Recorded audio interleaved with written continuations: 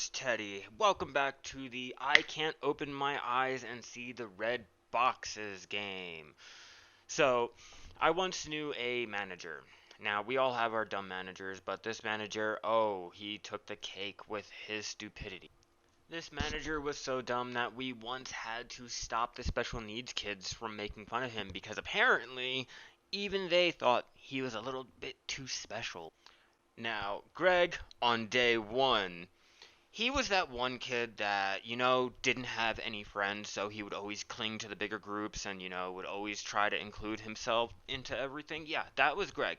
Greg always decided that he wanted to join in everyone's conversation, and then you could not get rid of him. He was like a goddamn shadow, or a bad lingering fart, whichever one you prefer. I swear, ladies and gentlemen, I think he was a ninja. He had to have been a ninja because one minute he wouldn't be there, the next minute he would be popping out of nowhere.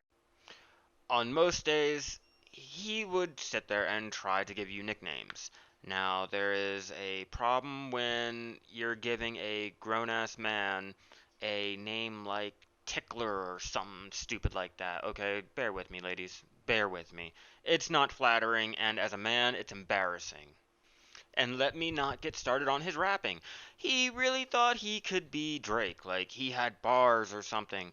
He sounded worse than a SoundCloud rapper, and I do apologize. Any SoundCloud rappers that watch this, I don't mean to insult you guys or anything like that. He was bad. After a couple weeks, Greg started to slip with his performance, though. He would start to go missing for a couple minutes on end, maybe 10, 20 minutes. You can't really get lost in a small store, but yet here Greg is going missing all the time. And then when you would ask him to go find things, he just could not find it anymore. This particular morning, our general manager was in a really crabby mood. And when she's in her crabby mood, please, guys, just don't get near her. She was like poking an angry bear. Have you guys ever tried to throw a Wolverine in a bathtub, turn the water on, and then tried to cuddle with it afterwards? It does not exactly work out, and this boy decided that he was going to go ahead and poke the angry lion. Our general manager, she finally got tired of how he can't find anything or he keeps going missing. So she tells him, go find the chicken nugget boxes. These things are red, these things are bright. You can't miss them. They're at eye level. They sit on a shelf stacked up. And again, they're bright red. Greg goes back. Now, Greg is missing. Greg doesn't come back up until the general manager decides that, okay, enough's enough. I'm going to find out what's taking you so long. So she calls Greg back. Now, Greg is not holding any boxes. Greg couldn't find anything. I don't know how you can manage to miss these. Greg wore glasses. You really need to check your prescription again or open your eyes because they're as red as, I don't know, an apple or insert any other bright neon red. She looks at him with, that puckered up look that she always gets when she's mad, and she tells him, go back there. I want my chicken nugget containers. If you don't come back with these chicken nugget containers, consider yourself fired.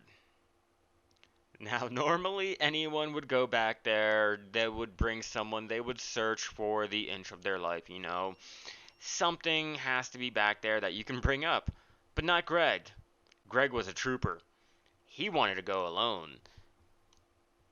At this point, you gotta start feeling bad for the man. He's really walking into the lion den covered in meat, and he's doing it with a smile on. But, sure enough, Greg comes back, and he is still not holding these red chicken nugget containers.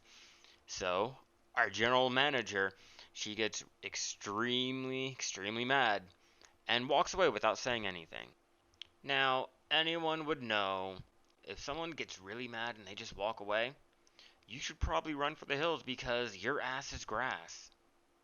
And yet, Greg still stood there with a smile on his face, and then our district, manager came in and told him, "Hey, we need to talk."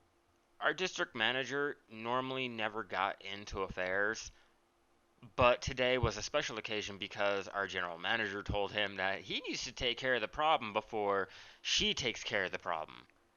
At this point, none of us were talking. We were too scared to talk because maybe that, would include us having to go outside. But this man, he goes outside. It's quiet there for 10 minutes.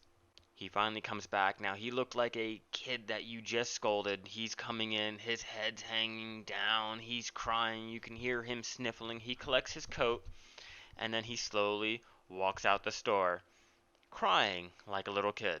All because poor little Greg could not find some boxes that were bright red and stacked up. There was two stacks. I'm the one who done the truck that morning. I know what was stocked up. So it was a little confusing when he kept coming back with nothing.